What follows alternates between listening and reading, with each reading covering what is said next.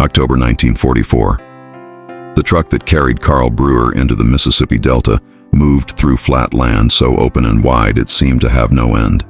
The cotton fields ran to the horizon on both sides of the road, white and heavy, waiting to be picked. He had never seen cotton before. He watched it through the truck slats and thought it looked like snow that had forgotten to fall. Beside him, a man from Cologne said nothing. Nobody said anything. They had run out of words somewhere around Virginia. Karl Breuer was 23 years old. He was from Hamburg, from a neighborhood near the docks where the streets smelled of salt water and machine oil, and the winters came in hard off the North Sea. His father had worked the port. His older brother had worked the port. Karl had been drafted in January of 1943, trained for 8 weeks, and shipped to Italy without ever quite understanding how it had happened so fast. He had fought near Anzio. He had been captured in July of 1944 when his unit's position was overrun before dawn and there was simply nothing left to do but stand up with his hands visible and wait. He had waited for 6 weeks in a British processing camp in Naples, expecting the kind of treatment he had been told to expect. It had not come. Then the Americans took him north, then a ship, then Virginia, then a train that moved for 3 days through a country so large it seemed to be deliberately making a point.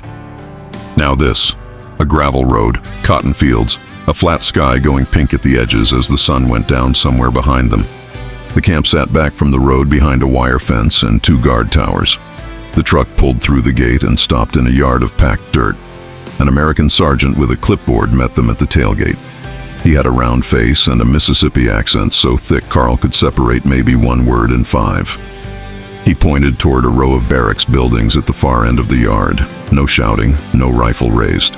Just a pointing finger and a clipboard and a voice that sounded, if anything, mildly inconvenienced by having to be there at this particular hour. Karl climbed down from the truck. He stood on American soil for the first time and looked around. The camp was small, smaller than the British facility in Naples. There were maybe 4 barracks buildings, a larger structure that was probably a mess hall, a water tower, a tool shed. Beyond the wire, the cotton fields ran off in every direction until the light swallowed them. A dog lay in the dust near the fence. It looked up at the arriving prisoners, determined they were not interesting, and put its head back down. Barracks 4 had 12 bunks arranged in 2 rows of 6. Each bunk had a mattress, 2 wool blankets, and a pillow. Karl stood at the foot of his assigned bunk and looked at the pillow for a moment. He had last slept on a pillow in Hamburg in December of 1942. 22 months. He put his hand on it. It was soft. He sat down on the mattress. It held his weight without complaint. From the bunk above him, a man named Dieter, a cook from Stuttgart who had been captured 2 weeks before Karl, leaned over the edge. He said, "Wait until you see dinner." Karl said, "What is dinner?" Dieter said, "Last night it was pork and potatoes. Night before that, it was beef stew." Karl looked at him. Dieter said, "I know. I thought the same thing." The mess hall was a long wooden building with ceiling fans that turned slowly in the warm October air. Tables ran in rows of 6. American cooks served from a counter at the far end. Karl took a tray and moved down the line. The cook serving that evening was a heavy-set private from Alabama who worked with the unhurried efficiency of a man doing something he had done 10,000 times. He ladled pork onto Karl's tray. He added a portion of butter beans. He put 2 slices of cornbread beside them without being asked. Karl took his tray to a table and sat down. Around him, the other new arrivals were doing the same thing he had done on his first night in the British camp. They were staring at the food, waiting, looking for the part where it turned out to be something else. A man named Heinrich, who had been an accountant in Dusseldorf before the war, sat across from Karl and said quietly, "This is more food than my family has seen in a month." Karl said nothing. He picked up his fork. The pork was hot and properly seasoned. The butter beans were soft.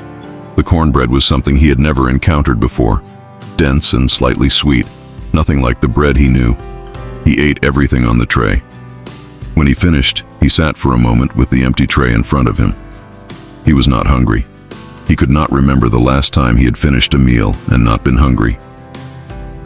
If you are enjoying this video, consider leaving a like and subscribing to the channel so you never miss a new video. And now I want to hear from you. Drop a comment below telling me where in the US you are watching this video. That night, after lights out, the barracks were quiet for a long time. Outside, the Mississippi Delta made its sounds. Insects. A breeze moving through the cotton fields. Somewhere far off, a train. From the bunk above, Dieter spoke into the dark. He said, "They are doing this to make us cooperative. Soft. It is a strategy." Karl stared at the ceiling. He said, "Maybe." Dieter said, "It cannot be real. Countries do not treat prisoners like this." Karl said nothing. He thought about the British camp in Naples. He thought about the train from Virginia. He thought about the dog that had looked up at them and gone back to sleep. He thought about the cornbread. After a while he said, "Real or not, I slept on a mattress tonight." Dieter was quiet. Then he said, "Yes, there is that." The work detail began the following morning at 6:30. A guard drove a truck to the front of the barracks and called out 12 names from a list. Karl's name was on the list. They drove south from the camp on a road that ran straight as a surveyor's line between cotton fields. The sky was enormous. Karl had grown up in a city of narrow streets and tall buildings, and the sky had always appeared in sections. Here it started at the ground and went all the way up without interruption. He kept finding himself looking at it, as if he needed to verify that it was real. The truck stopped at a farm about 8 kilometers from camp. The farmhouse was a white wooden structure set back from the road behind a row of cedar trees. There was a barn, a tool shed, a water pump in the yard, a vegetable garden running along the south side of the house, the last of the summer tomatoes still red on the vines. The farm's owner was waiting by the barn. He was a tall man, perhaps 50 years old, with broad shoulders and hands that had worked outdoors for a very long time. His name, the guard said, was James Tillman. Tillman looked at the 12 German prisoners climbing down from the truck with the same even expression that the camp sergeant had used the night before. Not hostile, not warm, assessing. The way a man looks at a practical problem he has encountered before and knows how to manage. He spoke to the guard for a moment. The guard translated. "Mr. Tillman says the cotton needs to come in before the rain at the end of the week. He says a good worker can pick 150 pounds a day. He says there is water at the pump, and he expects the rows to be clean." Tillman looked at the prisoners once more. Then he turned and walked toward the field. The guard nodded at the prisoners. They followed. Karl had never picked cotton. None of them had. Tillman moved through the first row and showed them without speaking, both hands working at once. The bowl cupped in the palm. The fiber pulled clean without tearing the plant. He moved steadily, without hurry, dropping cotton into the long canvas sack trailing behind him. He made it look like something a person could simply do. It was not. By mid-morning, Karl's fingers were raw from the dry edges of the bowls. His lower back had begun to protest the constant bend and reach. The sun was warm in a way that was different from Europe, deeper, more patient. He worked without stopping. He watched Tillman's technique from 3 rows over and adjusted his grip. It helped, slightly. By noon, he had picked 60 pounds. Tillman came down the rows and weighed each sack on a handheld scale. He noted the numbers in a small book without comment. When he reached Karl, he looked at the 60-pound mark on the scale. He said something in English. The guard translated. He says you'll get faster. Karl looked at Tillman. Tillman had already moved to the next man. Lunch was eaten in the shade of the cedar trees at the edge of the field. Tillman's wife brought food from the farmhouse on a flat board. Cornbread again, cold fried chicken. A jar of sweet tea so cold the outside of the jar was wet with condensation. Karl drank the tea and felt the cold move down through him. He had not had anything cold to drink since the previous summer. He held the jar for a moment after he finished. Dieter, sitting beside him, said, "Sweet tea. Americans drink it everywhere down here, apparently." Karl said, "It is good." Dieter said, "Everything they give us is good. It is suspicious." Karl looked across the field. Tillman was already back in the rows, picking alongside them, his sack trailing behind him in the dirt. Karl said, "He is not standing over us with a rifle." Dieter said, "No." Karl said, "He is just working." Dieter looked at Tillman's moving figure and said nothing. At 4 in the afternoon, Tillman called the work finished. Karl had picked 110 pounds, not the 150, but closer than the morning had suggested was possible. Tillman weighed the last sacks and wrote in his book. Then he walked to the truck and said something to the guard, and the guard said, "Mr. Tillman says if you work like that tomorrow, you will hit the number." Karl climbed into the truck.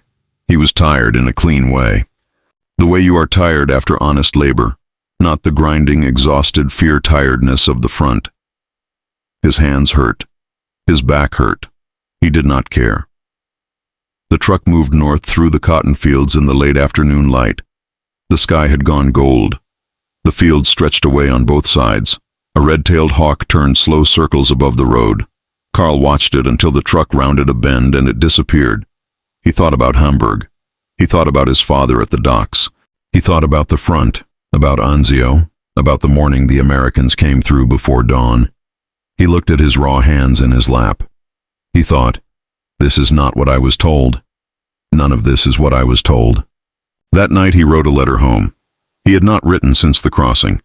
He sat at the small table in the barracks with a sheet of paper and a pencil the camp had issued and tried to find words that were honest without being the kind of honest that would get the letter stopped by German censors. He wrote, "I am in Mississippi, in the South of America. The work is in the fields. The food is good. I am not cold. I think of you all." He looked at the letter for a moment. Then he added one line, "It is not what I expected." He folded it and addressed it to his mother's apartment in Hamburg. He did not know if the building was still standing. He did not know if she was still there. He put the letter in the outgoing mailbox by the barracks door and went back inside. Outside, the Mississippi Delta settled into its evening sounds. Insects, distant water, the cooling of the earth after a warm day. Karl lay on his mattress and looked at the ceiling. He thought about the hawk turning slow circles above the road. He thought about the cold tea. He thought about Tillman moving through the cotton rows in the afternoon light, working alongside them, no different than if they were hired hands on an ordinary day. He fell asleep before he meant to. It was the best sleep he had in 2 years. By the end of the first week, Karl could pick 140 pounds a day. By the end of the second, he hit 155. Tillman weighed his sack on the Friday afternoon, looked at the number, and wrote it in his book without comment. But as he moved to the next man, he said one word over his shoulder. "Good." Karl did not know why that word stayed with him for the rest of the afternoon. It was one syllable, from a man he had known for 2 weeks, in a language he barely understood, but it stayed. The work had a rhythm to it now. Up at 6, truck at 6:30, 8 kilometers south through the flat delta morning, the field still gray in the early light, then the rows, the steady bend and reach, the weight of the sack growing behind him through the morning, lunch in the shade of the cedar trees, back to the rows, the afternoon light changing slowly from white to gold, the weigh-in, the truck back north, dinner, sleep. It was not the life Karl Breuer had imagined for himself at 23, but it was a life with a shape to it. After 8 months at Anzio, where days had no shape at all, only the random arithmetic of artillery and survival, a day with a shape felt like something close to solid ground. Dieter remained suspicious. This was his nature, Karl had come to understand. Dieter had been suspicious in Stuttgart before the war. He had probably been suspicious as a child. The war had simply given his suspicion better material to work with. One evening in the 3rd week, Dieter sat on his bunk and said, "Have you noticed they never search us when we return?" Karl said, "I have noticed." Dieter said, "Any one of us could carry something out of that farm. A tool, wire, anything useful." Karl said, "For what?" Dieter said, "Escape." Karl looked at him. He said, "Escape to where, Dieter?" Dieter thought about this. He said, "North, Chicago. There are Germans in Chicago." Karl said, "We are in Mississippi. Chicago is 1,000 kilometers north."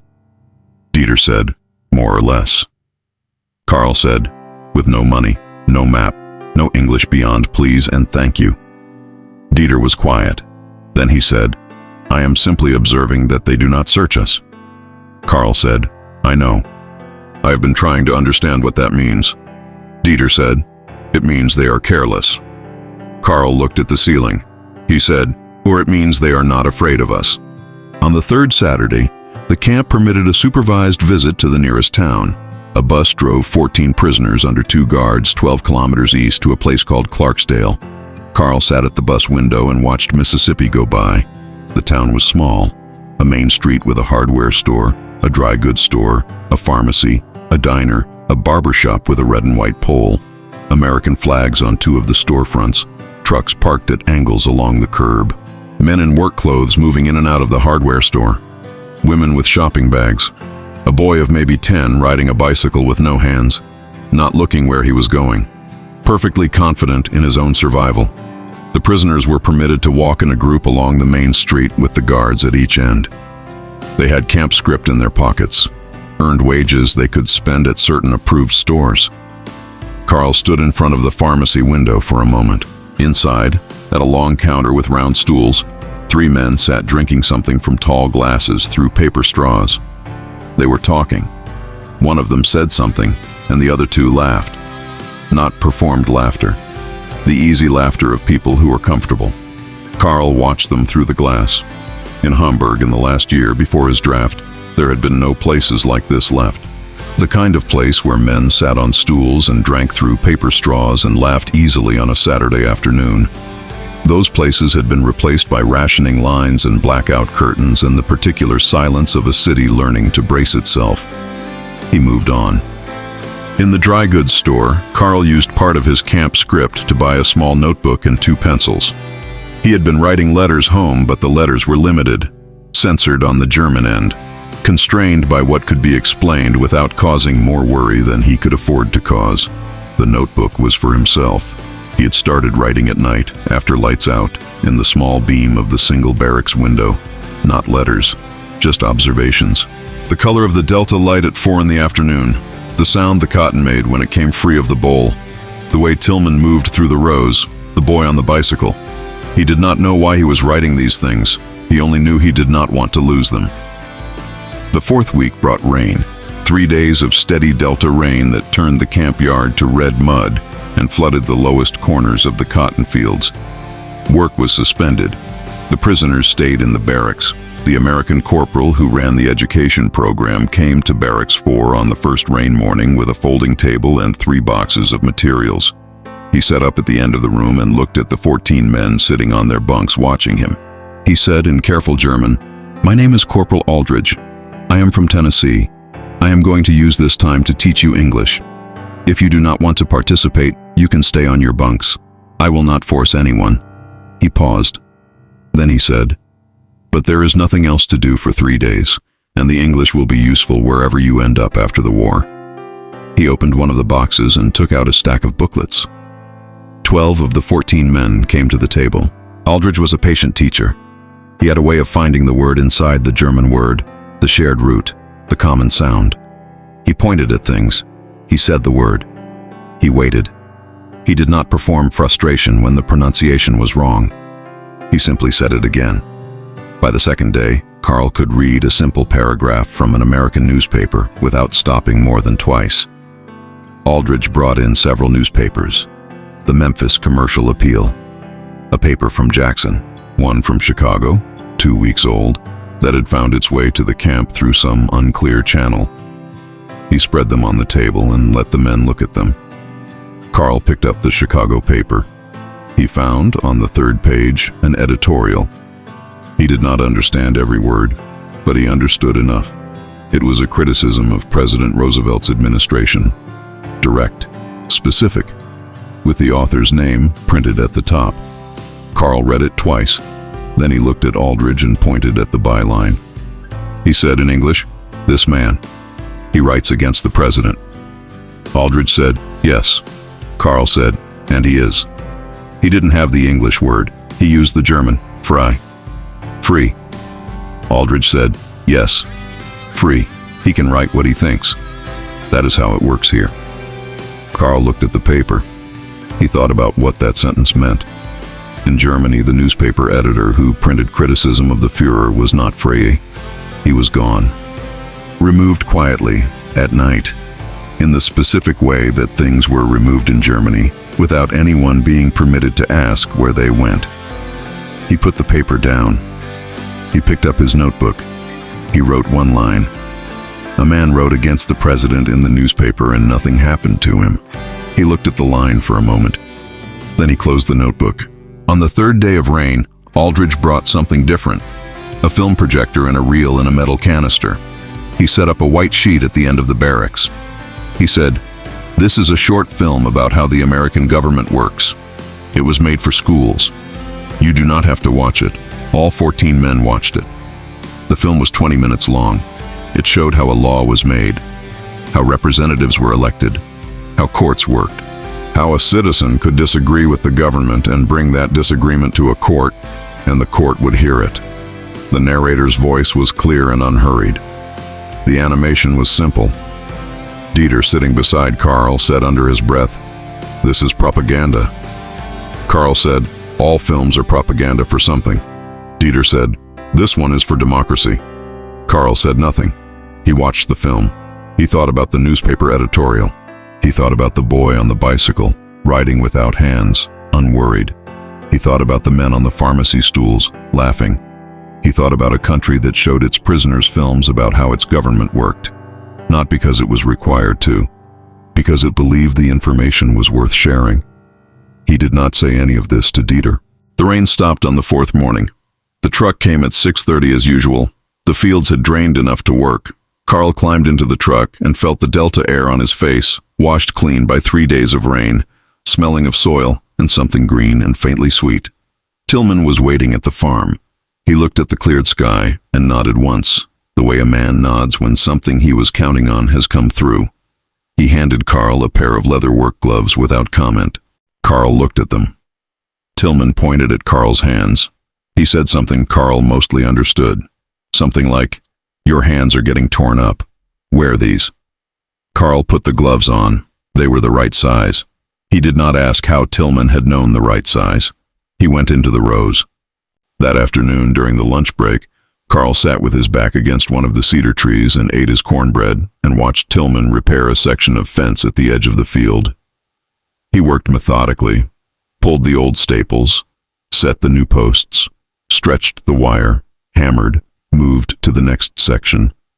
He had been doing this kind of work his entire life. Karl could see that in the way he moved, the absence of wasted motion, the knowledge in his hands. He thought about his father at the Hamburg docks. The same thing. A man who knew the work so completely that it had become a part of how he existed. After a while, Karl stood up and walked to the fence. He picked up the wire stretcher from the ground without asking. Tillman looked at him. Karl held it up. An offer. Tillman studied him for a moment. Then he pointed to the next section. They worked together through the rest of the lunch break. Neither of them spoke. Neither needed to. When the guard called the men back to the rows, Tillman took the wire stretcher back without comment. But as Karl turned to go, Tillman said something. Karl did not catch all of it. He caught the last word. Tomorrow. He turned back. Tillman pointed at the remaining fence section, then pointed at Karl, then said, "Tomorrow." Karl nodded. He went back to the rows. He picked cotton for the rest of the afternoon with the clean leather gloves on his raw hands and the Delta sun on his back and something working quietly in the back of his mind that he did not yet have a name for. That night he opened his notebook. He wrote, "He gave me gloves. He knew the right size. I do not know how. We repaired the fence together at lunch. He did not ask me. I offered. He accepted. He said tomorrow." As if it was something arranged between two men who had agreed on something. I came here expecting to be treated like an enemy. I do not know what I am being treated like. I do not have a word for it yet. He looked at the page. Then he wrote one more line. Maybe the word is just a person. He closed the notebook. Outside, the Delta night was clear after the rain. Stars from one edge to the other. More stars than Karl had ever seen in Hamburg. He lay on his mattress and listened to the insects and the distant water and the soft breathing of the men around him. He thought, I have been here 1 month. I do not recognize the world I was told I was living in. November arrived without announcement. One morning, the Delta air was warm, and the next it carried something different, a coolness at the edges, a new smell in the cotton fields. The harvest was almost finished. The rows that had been white and heavy in October were picked clean now, the stalks standing bare and brown against the flat sky. Tillman walked the fields in the mornings and assessed what remained with the practiced eye of a man who had been reading this land his entire life. Karl watched him do this and thought about his father reading the harbor. The same language, different water. The fence was finished by the second week of November. Clean posts, tight wire, every section solid. Tillman had worked alongside Karl on most of it. They had developed a system without discussing it. Tillman set the posts, Karl stretched the wire. They moved down the line together with the efficiency of two people who had learned each other's rhythm. On the last day, when the final staple was driven, and Tillman walked the completed line, testing each post with his boot, Karl stood at the near end and watched. Tillman reached the far end. He turned around. He looked at Karl across the length of the fence. He nodded once. Karl nodded back. That was all. But Karl wrote about it that night. The fence is done. He walked the whole line. When he got to the end, he looked back at me. I think that was the closest thing to a compliment I have received since I left Hamburg. In the second week of November, a new group of prisoners arrived at the camp. 15 men, captured in France during the summer. They were different from the men who had come through Italy. Harder in a way that was visible immediately. More committed to a version of the war that, from where Karl now stood, seemed to belong to a different universe entirely. On their first night in the mess hall, one of them, a young corporal from Bavaria named Schell, looked at his dinner tray and pushed it away. He said, loud enough for the table to hear, "I will not eat American food. It is a betrayal." The mess hall went quiet. The American cook behind the counter looked up. The guard near the door shifted his weight. Schell crossed his arms and stared at the table. He sat like that for 20 minutes. Then hunger, which does not negotiate with ideology, made its argument. He ate everything on the tray. He did not acknowledge this in any visible way. Karl watched from 2 tables over and said nothing. He remembered sitting in his own first meal, staring at the food, waiting for it to mean something threatening. That had been 6 weeks ago. It felt like a different year. Schell was assigned to Tillman's farm the following week. He worked the remaining cotton rows with visible resentment. He picked slowly. He dropped bowls. He did not look at Tillman directly. At noon, when Tillman's wife brought the lunch board, Schell took his portion and sat apart from the others. Karl ate his cornbread and watched. Tillman noticed too. He said nothing about it. He simply worked. On the third day, Schell's picking had not improved. Tillman came down his row and weighed his sack. He looked at the number. He said something to Schell in English. Schell did not respond.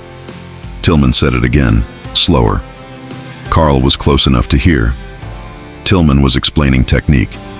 The same thing he had shown all of them on the first day. Both hands, the grip, the pull. Schell stared at the ground. Tillman finished speaking. He waited. Then he went back to his own row. That afternoon, Schell's numbers were slightly better. He did not acknowledge this either, but they were better. Karl thought about Schell that night. He did not dislike him. He understood him. 6 weeks earlier, Karl had been a version of that same man, waiting for the cruelty that had been promised, keeping his defenses ready for something that kept not arriving. The difference was only time, and one word from Tillman on a Friday afternoon. Good, he wrote in his notebook. Schell is where I was in October, waiting for the real treatment to begin. I don't know how to tell him that the waiting is the hardest part, that what comes after is something else entirely, something I still don't have a name for. On a Sunday in mid-November, the camp permitted a second town visit. This time, Karl went to the pharmacy. He sat at the counter on one of the round stools. The woman behind the counter was perhaps 40, with reading glasses pushed up on her head, and the air of someone who had been managing that counter for a long time and found it entirely sufficient. She said something to Karl. He understood most of it. She was asking what he wanted. He pointed at the tall glasses the men had been drinking from the last time he stood at the window. She nodded and came back with a glass of Coca-Cola over crushed ice. He had heard of Coca-Cola. He had never tasted it. He drank it slowly. The cold carbonation was unlike anything he had consumed in his life, sweet and sharp at the same time. He sat on the stool and drank his Coca-Cola and watched Clarksdale move past the pharmacy window. A man in overalls tying a horse to a post. Two women comparing something in a shop window across the street. A postal truck making slow progress down the main road. An ordinary Saturday morning in an ordinary American town. Entirely ordinary. Entirely intact. No broken buildings. No empty lots where buildings had been. No women with the particular careful walk of people moving through a city that might kill them. Just a horse tied to a post and two women looking in a shop window. Karl sat on his stool and drank his Coca-Cola and felt something he recognized from the film Aldridge had shown in the barracks. Not propaganda, something simpler. The specific weight of a place that had not been destroyed. He wrote in his notebook that evening, Clarksdale on a Sunday morning. A horse, two women, a postal truck, a Coca-Cola that tasted like nothing I have ever had. Hamburg in 1943 did not look like this. Hamburg in 1944 certainly did not. I keep trying to find the cost of all this. The thing being hidden, the price. I cannot find it. Maybe there is no hidden price. Maybe this is simply what a country looks like when it has not been broken. In the last week of November, the cotton harvest ended. Tillman walked the bare fields one final morning and seemed satisfied with what he found, which was nothing. Every row clean, every bowl taken. He spoke to the guard. The guard told the work detail. Mr. Tillman says the harvest is finished. Starting Monday, you will be assigned to winter work. Fence maintenance, equipment repair, clearing drainage ditches along the east field. Then the guard said, Mr. Tillman also says you worked hard this season, and he wanted that said. Nobody translated what Tillman actually said next, but Karl was standing close enough to hear the English. Tillman had said, tell them I know what they left behind to be here, and I appreciate the work. Karl did not show that he had understood. He climbed into the truck with the others, but he held those words on the ride back. I know what they left behind. Tillman knew they were prisoners. He knew they had not chosen to be in Mississippi. He knew there were families somewhere in a damaged country who did not know exactly where these men were or when they were coming back. And he had said, I appreciate the work. Not despite those things, including them. That evening, Karl sat with Dieter in the barracks after dinner. Dieter had softened somewhat over the past weeks. Not entirely, but somewhat. He said, do you still think this is strategy, making us cooperative? Dieter looked at his hands. He said, I think it started that way. For them, as policy. Karl said, and now? Dieter said, now I think some of them just... He stopped. He tried again. Tillman, the man is not doing policy. The man is just... Karl waited. Dieter said, he is just a man who runs a farm. Karl said, yes. Dieter said, it is harder to argue with that than with policy. Karl said, I know. They sat in silence for a while. Outside, the November Delta had gone cold and still. The insects that had been constant since October were quiet now. The sky through the barracks window was very dark and very clear. Dieter said, my wife is in Stuttgart. I have not heard from her since August. Karl said, I know. Dieter said, I try not to think about what August to November means. Karl said nothing. He thought about his mother's apartment in Hamburg. He thought about the letter he had sent in October. He had received nothing back. He wrote every 2 weeks. He received nothing. The Red Cross said delivery was uncertain. He had decided that uncertain was better than the alternative and was trying to hold to that. Dieter said, if the war ends, if we go back, what is left? Karl looked at the window. He said, something. There is always something.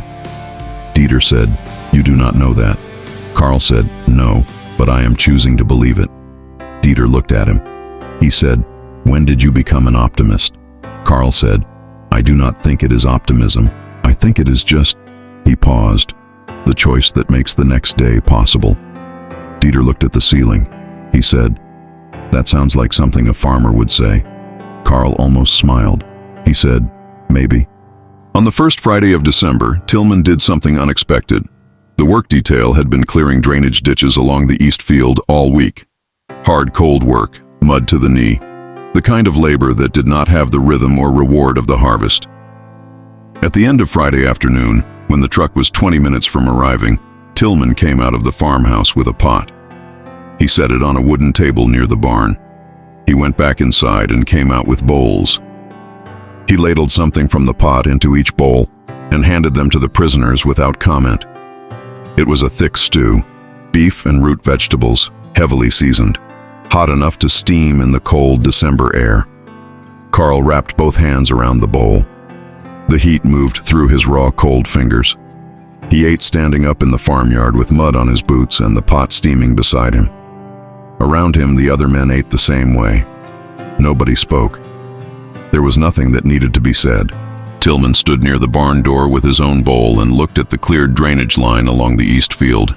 He seemed satisfied. The work had been done. He had fed the men who did it. That was the whole transaction. No performance in it, no policy. Just a man who believed that people who worked hard in the cold deserved something hot at the end of the day. Karl ate every drop of the stew. He handed the empty bowl back to Tillman. Tillman took it without looking. He was still looking at the east field. Karl followed his gaze. The drainage line ran clean and straight along the field's edge. It would move the spring water properly now. The east field would not flood. The crop would be better next year because of what they had done this week. Karl looked at the line and felt something unexpected. A quiet satisfaction. Not for himself exactly, for the work. For the fact that the thing existed now and had not existed Monday morning. He thought, this is what it feels like to build something.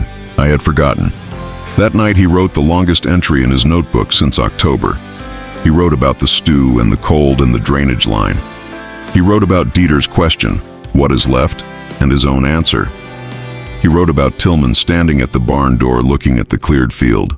Then he wrote, I have been trying since October to understand what is different here. I have thought it was the food, the mattress, the absence of cruelty, but I think it is something else.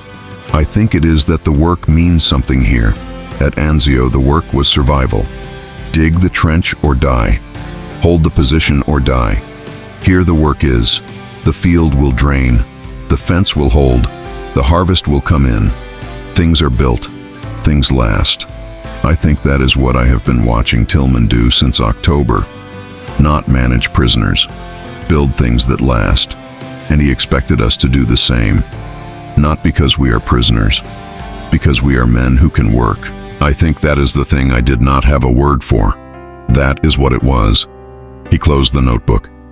He put it under his mattress. He lay on his back and looked at the ceiling of Barracks 4. Outside, the December delta was quiet and cold. Somewhere to the north, far beyond where he could see or imagine, the war was still happening. Men were still dying in the mud of Europe, his friends, other men's friends. Boys from Hamburg and Stuttgart and Cologne dying in ditches in Belgium and France and Italy. And here he was, in Mississippi, with mud on his boots and warm stew in his stomach and a notebook full of observations about a farmer he had known for 2 months. He thought, I do not understand this war. I do not think I ever did. But I think I am beginning to understand something else.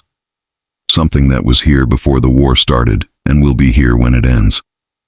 He closed his eyes. He slept. December passed slowly. The winter work continued.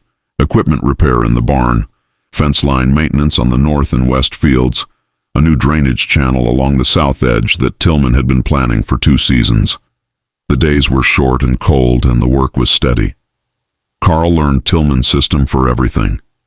The way he stored tools, the way he inspected fence posts, the way he looked at a piece of equipment and diagnosed what was wrong before touching it. Karl wrote about these things in his notebook, not because they were remarkable, because they were precise. And precision, he had come to understand, was how Tillman expressed what he knew. A letter arrived from Hamburg in the second week of December. Karl was in the barracks after dinner when the camp mail was distributed. He saw the German stamps, his mother's handwriting. He sat on his bunk and held the envelope for a moment before opening it. He had been writing for 3 months. This was the first reply. He opened it carefully. The letter was 2 pages, written close. His mother's hand was smaller than he remembered. Tighter. The hand of someone conserving paper. She wrote, "We are here, your father and I and your Uncle Ernst. The building is standing. The top floor is gone, but we are on the 2nd floor and the 2nd floor is intact. There is rationing, but we are managing. Your brother received your letter from Virginia and sends his love. We pray you are safe. The Red Cross told us you are in America in the South. We cannot imagine what that is like. We hope you are being treated decently." Karl read the letter twice. Then he folded it and put it in the inside pocket of his jacket. He pressed his hand flat against the outside of the pocket. The paper was there. The building was standing. The 2nd floor was intact. His family was alive. He sat on his bunk and did not move for a long time. Dieter, coming in from the washroom, looked at him and understood without asking. He sat on his own bunk and opened a book and said nothing. That was the right thing to do. Karl wrote that night. Letter from my mother. December 14th, 1944. The building is standing. They are alive. I did not know until this moment how much of my energy since October has been spent not thinking about the alternative. The alternative was there the whole time, just at the edge of everything.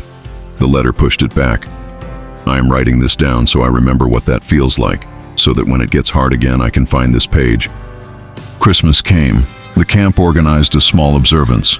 A tree of sorts, a cedar branch in a bucket of gravel, decorated with strips of foil from cigarette packets and small paper figures some of the men had made. The American chaplain came and spoke briefly in English and then in German. He was a young man from Ohio who seemed genuinely uncertain whether his presence was welcome but had decided to show up anyway. Karl respected that. The camp cook made something approximating Stalin. It was not quite right. The spices were slightly off and the texture was denser than it should have been. But the intention was clear. Karl ate his portion and thought about his mother's kitchen in Hamburg. The real Stalin she made every December, the smell of it, the way she cut it thick and served it with coffee. He thought about that kitchen for a long time. Then he folded the memory carefully and put it away. Dieter beside him was crying quietly and trying not to show it. Karl did not point this out. On the day after Christmas, Tillman came to the camp. This was unusual. He spoke to the camp commander for 20 minutes in the office building near the gate. Karl watched from the barracks window. He could not hear anything. The conversation seemed serious. When it was finished, Tillman drove away. The next morning, the guard told the work detail. Mr. Tillman has offered to host a small work gathering at the farm on New Year's Day. Some of the local farmers and their families will be present. It is voluntary. Any prisoner who wishes to attend may do so under supervision. There was a silence. Then Shell, who had been slowly and grudgingly adapting since November, said, "Why would he do that?" The guard said, "I don't know." He asked. The commander approved it. Karl said nothing, but he put his name on the list. New Year's Day was cold and bright, the kind of winter day in Mississippi where the sky is hard blue and the light has no warmth in it, but the clarity is absolute. 11 prisoners rode the truck south to Tillman's farm. The yard was different. 3 other trucks were parked along the fence. Smoke from the farmhouse chimney. The smell of food. A group of people standing near the barn. Men in work clothes, women in coats. Several children running between the adults' legs with the complete disregard for weather that children everywhere maintain. Tillman came out of the barn and met the truck. He directed the prisoners toward a long table set up near the south wall where the winter sun hit longest. On the table was food: ham, cornbread, black-eyed peas, a southern tradition, someone explained later, eaten on New Year's Day for good luck, collard greens, a sweet potato pie that one of the neighboring farm wives had brought, a large pot of coffee. Karl stood at the table and filled a plate. He found a place to sit on a bench along the barn wall. Around him, the farmers and their families moved between the tables and the food and each other. They talked, they laughed. They paid attention to the German prisoners in the measured way of people who are curious, but not rude. A boy of about 8 came and stood in front of Karl. He stared at Karl's plate. Then he looked up and said something. Karl did not understand. He shook his head. The boy said it again, slower. Karl still did not understand. The boy reached forward, picked up a piece of Karl's cornbread, took a bite, handed the rest back, and walked away. Karl looked at the piece of cornbread in his hand. Then he ate it. A woman nearby laughed. She said something in English that Karl mostly understood. Something like, "I am sorry about him. He does that to everyone." Karl said, in careful English, "It is all right." The woman looked at him. She said, "Your English is good." Karl said, "I am learning." She said, "Well, Happy New Year." She moved back toward the other adults. Karl sat on his bench and looked at the farmyard. Tillman moved through his guests the way he moved through his fields. Steady. Purposeful. Stopping where he was needed. Moving on. He reached Karl's bench eventually. He sat down beside him. He looked out at the yard. He said, without preamble, in English, "My son is in the Pacific. He has been there since '42. Karl understood enough. He said, "I am sorry." Tillman said, "He writes when he can." Last letter was September. He said it the way Karl's mother had written about rationing, the flat, factual language of people managing information that cannot be changed. Karl said, "My mother writes from Hamburg. The building is standing. That is what she says." Tillman looked at him. He said, "That is what matters. The building is standing." Karl said, "Yes." They sat for a moment. The children were chasing something across the yard. One of the farm dogs had gotten involved. Tillman said, "You did good work this year, you and your people. I wanted you to see what the farm is for." He gestured at the yard. The families, the food, the children. This is what it's for. Karl looked at the yard. He thought about that. The harvest they had brought in, the fence they had built, the drainage line along the east field, the work that would make the next crop possible. This was what it was for. Not abstraction, not economics. This. A yard full of people eating black-eyed peas on New Year's Day because the harvest came in and the farm was still running and the families were still here. He said, "I understand." Tillman nodded. He stood up and moved back toward his guests. The truck ride back to camp was quiet. 11 men sitting in the truck bed watching Mississippi go by in the hard January light. Shell sat across from Karl. After a while, he said, "Why did he do that?" Karl said, "Invite us?" Shell said, "Yes." Karl thought about it. He said, "I think he wanted us to understand what we were working for." Shell looked out at the fields. He said, "We were working for him." Karl said, "We were working for him, and he was working for that yard, the people in it." Shell said nothing. Karl said, "He has a son in the Pacific." Shell looked at him. Karl said, "He knows what it costs." Shell turned back to the fields. He did not say anything else, but something in the set of his shoulders was different, less rigid, less braced against a cruelty that kept not arriving. Karl recognized it. He had felt it himself. In October, the slow loosening of a position that no longer needed to be held. January became February. The winter work continued. Aldridge came twice a week now with English lessons. Karl could read a newspaper without a dictionary. He could follow a conversation if it moved at moderate speed. He started writing some of his notebook entries in English. Partly for practice, partly because he found that the English forced him to be more precise. The language had less room for abstraction than German. It moved toward the concrete thing, the specific word. He liked that. In the middle of February, the camp radio brought different news. The battles in Europe were accelerating. Allied forces pushing through France and into Germany itself. Soviet forces moving from the east. The names of German cities in the broadcasts: Cologne, Dresden, Frankfurt.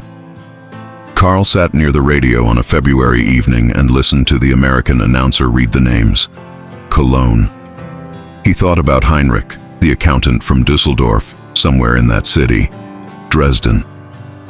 He thought about Dieter's wife in Stuttgart. He thought about his mother on the second floor of a standing building in Hamburg. The announcer's voice was neutral, professional, reading coordinates and troop movements. But behind each coordinate was a street, a building, a second floor. Karl sat with his hands folded and listened and said nothing. Dieter sat beside him. Neither of them spoke. After the broadcast ended and the radio moved to music, Dieter said, "How much longer?" It was not a question. Karl said, "Not long now, I think." Dieter said, "And then?" Karl said, "And then we go home." Dieter said, "To what?" Karl said, "To what is left." Dieter was quiet. Then he said, "What if not enough is left?" Karl looked at his hands. He said, "Then we build." Dieter looked at him. Karl said, "That is what you do. You build." He did not know where that certainty had come from. He thought perhaps it had come from 8 kilometers south of camp, from a man who looked at a broken drainage line and a damaged fence and a bare field and saw what it could be, not what it was, what it could be. In March, Tillman asked for Karl specifically. The guard delivered the request on a Monday morning. Karl was separated from the regular work detail and driven to the farm alone with a single guard who spent the drive reading a paperback novel. Tillman was in the barn when Karl arrived. He was looking at a tractor engine laid out in pieces on a workbench. He heard Karl come in. Without turning, he said, "You were a mechanic before the war?" Karl said, "My father was. I helped him." Tillman said, "Close enough. Come look at this." They spent the day on the tractor engine. Karl had not done this kind of work since Hamburg, since the weekends in his father's workshop, learning the logic of engines, how everything connected, how one problem caused another, how you worked backward from the symptom to the cause. His hands remembered it. The guard sat on a hay bale and read his novel. By 4 in the afternoon, the engine was back together. Tillman turned it over. It started on the second attempt. He listened to it run for a moment. He nodded. He said, "Good. That word again. 1 syllable." Karl wiped his hands on a rag. He looked at the running engine. He thought about his father's workshop in Hamburg. The smell of it. Oil and metal and his father's coffee on the workbench. He thought, "I do not know if that workshop is still standing. I do not know if any of it is still there. But the thing I learned there is still here, in my hands. That cannot be bombed. That cannot be taken." Tillman turned the engine off. The barn went quiet. He looked at Karl. He said, "If you ever come back here after the war." He stopped. He seemed to reconsider the sentence. Then he finished it. "There is work for a man who can fix things." Karl looked at him. Tillman picked up his jacket from the workbench. He said, "Think about it." He walked out of the barn. Karl stood alone for a moment in the smell of engine oil and hay. He looked at the tractor. Running. Fixed. A thing that had been broken and was now whole. He picked up his jacket. He walked out into the March, Mississippi afternoon. The fields were bare still, but something was beginning at the soil level. A faint green at the edges of the turned earth. The first suggestion of a new season. Karl looked at it for a moment. Then he got in the truck. He did not write in his notebook that night. He sat on his bunk and looked at the wall and thought about what Tillman had said. There is work for a man who can fix things. He thought about Hamburg. He thought about the second floor. He thought about a tractor engine turning over in a Mississippi barn. He thought about green at the edges of turned earth. He thought for a long time. Then he lay down. He looked at the ceiling of Barracks 4. He said quietly, "To no one, I do not know yet." He meant it. But somewhere underneath the not knowing, something had shifted. Something small and definite, like a seed in cold ground. The announcement came on a Tuesday morning in May. Karl was in the barn with Tillman when they heard it. The camp loudspeakers were faint from 8 kilometers south, but the guard near the truck had a radio, and the guard's radio said it clearly enough. Germany had surrendered, unconditionally. All German forces had laid down their arms. Adolf Hitler was dead. The war in Europe was over. The guard turned the radio off. He stood by the truck and looked at the ground for a moment. Then he looked at the prisoners. He did not seem to know what expression was appropriate. He settled on nothing, just waited. Karl was holding a wrench when he heard it. He set the wrench down on the workbench. He stood very still. Tillman was at the far end of the barn. He had stopped what he was doing. He was looking at Karl. Karl looked back at him. Neither of them spoke. Tillman walked the length of the barn slowly. He stopped in front of Karl. He said, "I'm sorry for what you've lost." Karl said, "I am sorry for what you lost also." They were talking about different things. They both knew it. They were also talking about the same thing. Tillman put his hand out. Karl shook it. Tillman held the handshake for a moment longer than necessary. Then he went back to his work. Karl picked up the wrench. His hand was not steady. He put the wrench back down. He stood at the workbench and looked at the barn wall and let the news move through him the way cold water moves through the body. All at once, everywhere. That evening, the camp was quiet in a way Karl had not experienced before. Not the quiet of men sleeping, the quiet of men thinking. He sat on his bunk and tried to locate what he was feeling. It was not grief exactly. It was not relief. It was the particular emptiness of a structure that has been holding everything in place suddenly no longer being required. The war had been the frame around everything for 4 years. Every decision, every day, every letter and every meal and every hour of sleep had existed inside that frame. Now the frame was gone, and what remained was just life, whatever that was now, whatever it would be. Dieter sat on his bunk with his hands between his knees. He said, "Stuttgart is in the American occupation zone. I read it in the paper last week." Karl said, "That is good." Dieter said, "I think so, yes." He said it like a man who had been preparing for a worse option and was slowly, carefully allowing himself to set that preparation down. After a while he said, "My wife's name is Anna. She makes a soup on Sunday evenings. Lentil soup with a piece of smoked pork. I have been thinking about that soup since July of last year." Karl said, "You will have it again." Dieter said, "Yes, I believe I will."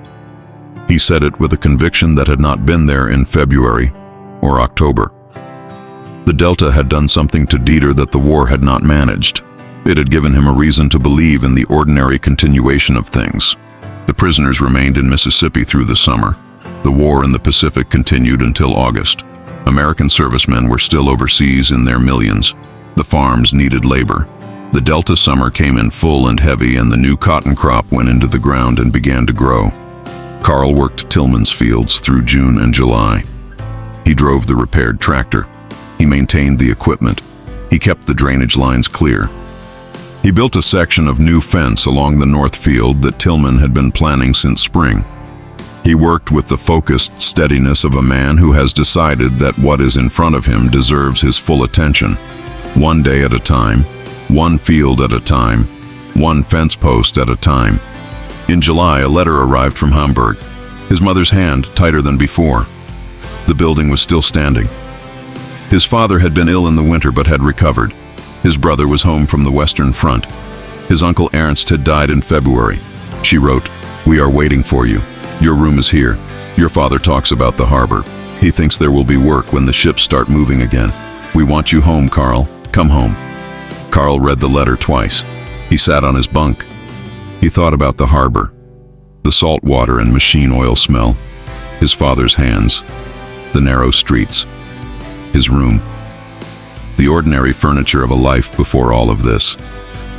He thought about Tillman's barn, the tractor turning over on the second attempt, the fence line running straight to the horizon, the green at the edges of turned earth in March.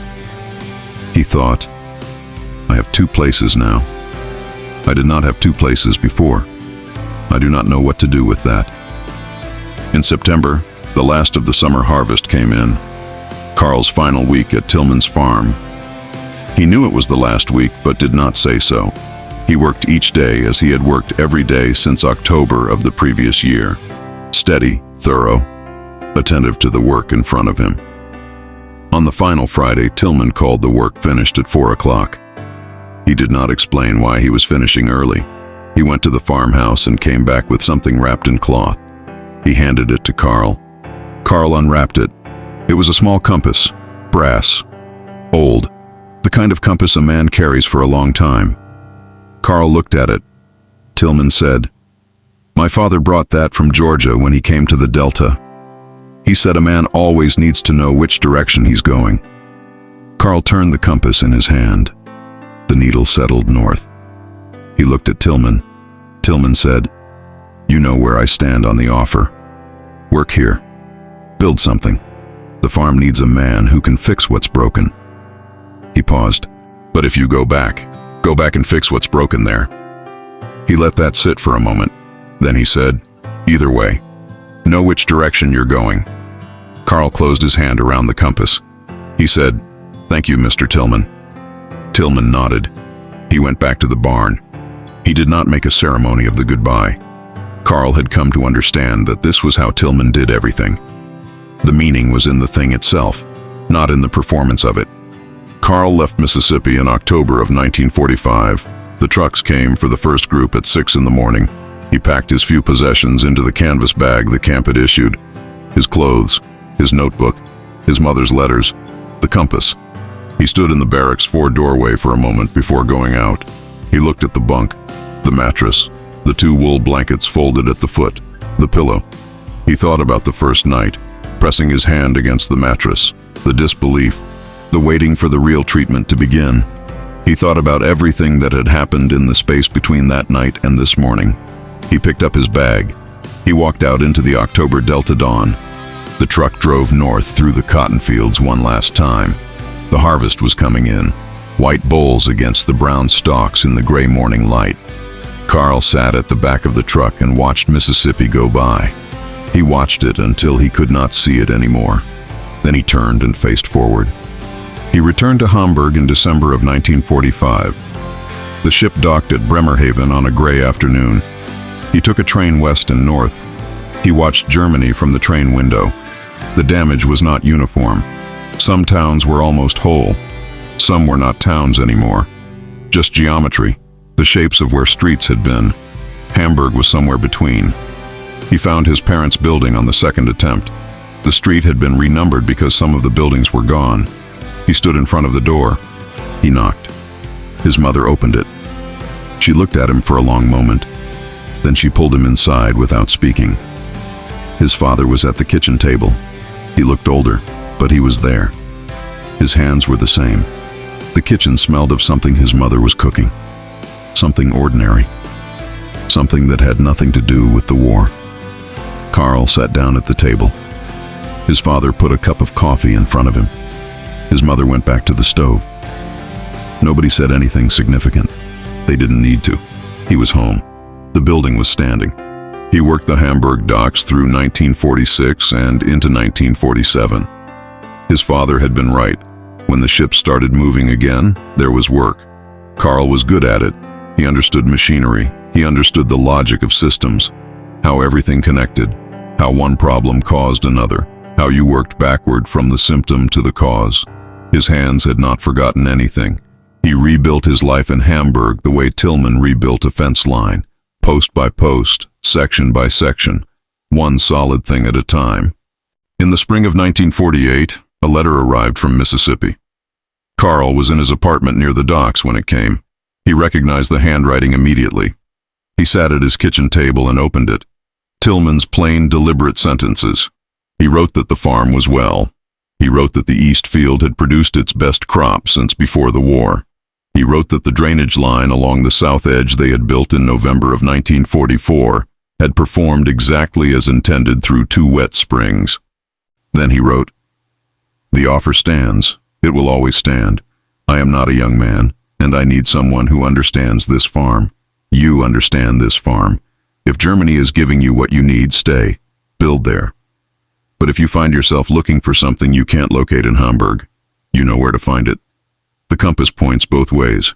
Karl read the letter twice. He put it on the table. He looked out the window. The Hamburg harbor below. The ships moving in the gray morning. His father's world. His world. He thought about the Delta. The flat, enormous sky. The cotton fields running to the horizon. The barns smelling of oil and hay. The boy who stole a piece of his cornbread and walked away without apology. The black-eyed peas on New Year's Day. The word good spoken once on a Friday afternoon. He thought about what Tillman had said. know which direction you're going. He thought about it for 2 years. He did not rush the decision. Tillman had said the offer would always stand, and Karl believed him. He worked the docks, he saved money. He wrote back to Tillman once a year, short letters, honest ones. Tillman wrote back. Every time the last line was the same: the offer stands. In 1950, Karl met a woman named Hanna at a harbor office where he was filing equipment reports. She was a clerk there, from Lübeck originally. She had survived the war working in a Red Cross office and had the particular clear-eyed practicality of someone who has processed a great deal of other people's suffering without losing their own. He told her about Mississippi on their 4th meeting. All of it. Tillman and the compass and the fence and the tractor and the black-eyed peas.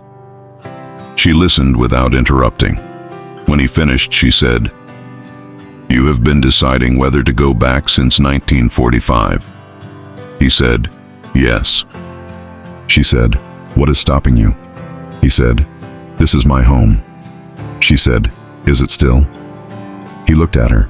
She said, "I am asking honestly, not to push you anywhere." He said, "I think I have 2 homes now." She said, "Then you have to choose which one to build in." She paused. Then she said, "Or find someone willing to help you choose." He looked at her for a long time. He said, "Would you consider Mississippi?" She said, "I have considered stranger things."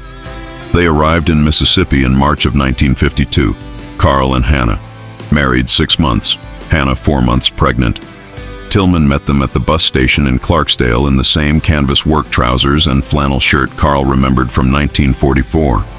He was older, slower, but his eyes were the same. He looked at Karl, he looked at Hanna, he looked at her condition. He said, "Well, you brought more than I expected." He picked up their bags and put them in the truck. He drove them south through the Delta morning, the cotton fields, the flat, enormous sky. Karl sat in the passenger seat and watched Mississippi come back to him mile by mile.